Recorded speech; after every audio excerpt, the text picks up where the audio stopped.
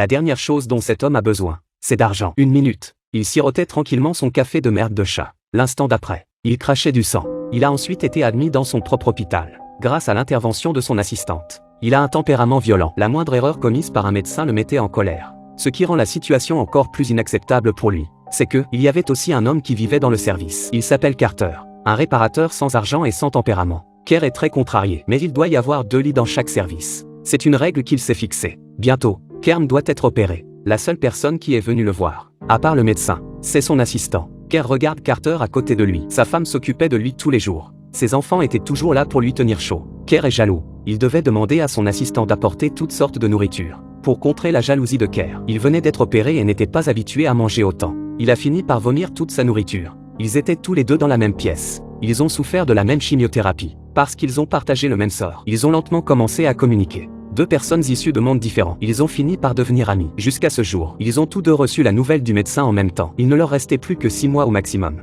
Lorsqu'il a appris la nouvelle, Kerr s'est détourné en silence, et Carter l'a regardé sans rien dire. Tôt le lendemain matin, Kerr a ramassé une note déchirée et a découvert qu'il s'agissait de la liste de souhaits de Carter.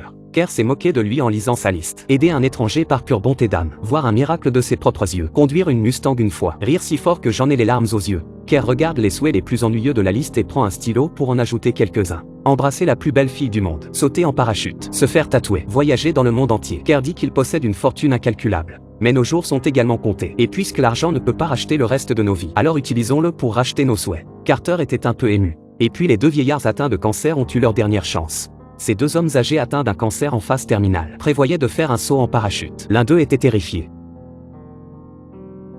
Kerr lui a dit, il ne nous restait plus beaucoup de temps. Kerr n'avait plus rien à perdre. Il a tellement apprécié le frisson de la chute libre qu'il n'a ouvert son parachute qu'à la dernière minute. L'instructeur était terrifié. Carter a ouvert son parachute plus tôt que prévu. Il avait travaillé toute sa vie pour sa famille et pensait constamment à elle. Après avoir réalisé leur souhait de sauter en parachute, le deuxième souhait était de se faire tatouer. Carter pense que c'est une profanation du corps. Kerr dit que vous avez peur que votre femme le découvre. Ce n'est pas comme si vous la trompiez. Carter dit qu'il n'a jamais vu d'autre femme que son épouse. Kerr a été choqué et a ajouté un autre élément à la liste. Avoir une aventure. Les 2 hommes se sont ensuite rendus sur le circuit de course et ont revêtu des vêtements de pilote professionnels. Ils ont conduit leur voiture de sport sur le circuit. Carter a travaillé sur des voitures toute sa vie. Sa voiture préférée était la Mustang, mais il n'en avait jamais conduit une lui-même. Cette fois, il a souri. Son prochain souhait était d'avoir le meilleur dîner de France. Dans l'avion, pendant que Carter dormait, Kerr et l'hôtesse de l'air sont allés aux toilettes et sont revenus pour constater que Carter faisait semblant de dormir. Kerr dit que c'est de la physiothérapie. Au cours du dîner, Kerr dit, elle avait l'habitude d'amener sa fille ici pour dîner, mais comme il s'était opposé à son mariage, elle le détestait. Il ne la voyait plus depuis longtemps. En entendant cela, Carter sort une liste et y inscrit son souhait de voir sa fille une fois. Kerr saisit la liste et raie le souhait. Sans rien dire, Carter se lève et va aux toilettes. Après avoir attendu longtemps son retour, Kerr l'a cru en colère et a tenté de s'excuser auprès de lui. C'est alors qu'il s'aperçoit que la sonde de Carter est cassée, qu'il y avait du sang partout sur ses vêtements. Kerr s'est senti coupable. Kerr l'a incité à mettre fin à son voyage. Mais Carter a dit qu'il s'était battu toute sa vie pour sa famille. Cette fois, il voulait vivre pour lui-même. Les 2 vieillards poursuivirent donc leur route. Ils sont allés en Afrique pour prendre des photos avec les lions. Ils se sont envolés vers les pyramides d'Égypte pour admirer le coucher du soleil. Ils sont également allés en Chine et ont fait le tour de la Grande Muraille en moto. La dernière étape était aussi le souhait le plus cher de Carter. Il voulait escalader le mont Everest et assister à un miracle. Mais ce n'était pas le bon moment. Il y avait du blizzard sur l'Everest. Lorsque le temps s'améliorera, il faudra attendre le printemps prochain. Ils firent demi-tour et se dirigèrent vers Hong Kong. C'est là que Carter a rencontré une belle femme. Ils ont eu une grande conversation. Le vieil homme et la jeune fille ont une conversation agréable. À ce moment-là, la jeune fille dit: le vieil homme était en phase terminale et n'avait plus beaucoup de temps à vivre. Il était sorti avec cet homme riche pour réaliser son dernier souhait. Il a refusé catégoriquement l'offre de la jeune fille. Il a pensé à sa femme et a décidé de mettre fin au voyage. Sur le chemin du retour, les 2 vieillards étaient silencieux, car plus ils se rapprochaient de la maison, plus ils se rapprochaient de chez eux, moins il leur restait de temps pour vivre leur vie. Carter avait dit à l'avance au chauffeur qu'à sa descente d'avion, il lui demanderait de le conduire chez la fille de Kerr. Cela figurait également sur la liste des choses à faire. Kerr était en colère, parce qu'il n'admet jamais ses erreurs à qui que ce soit. Il ne s'est pas contenté d'engueuler Carter.